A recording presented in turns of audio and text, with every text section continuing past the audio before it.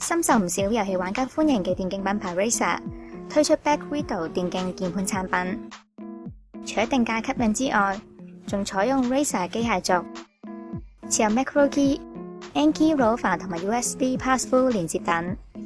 絕對唔會比其他定價過千嘅產品遜色。Razer Black Widow 電競鍵盤以純黑色磨砂外殼，配上黑色唔透光嘅鍵帽。鍵帽上面嘅白色印字帶有少少凹凸嘅立體感，用上 Razer 自家開發嘅機械軸，觸發距離只有 1.9mm，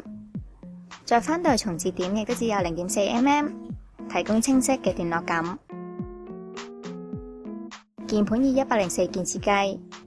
另外加入咗唔同嘅功能同埋按鍵。喺頂排嘅 F1 至到 F12 就加入咗多媒體控制功能，只需要配合分唇鍵就可以觸發。至於 F9 同埋 F10 鍵就係 Macro Key 錄製同埋 Game Mode 功能鍵，透過 Game Mode 可以暫時鎖定 Windows 鍵，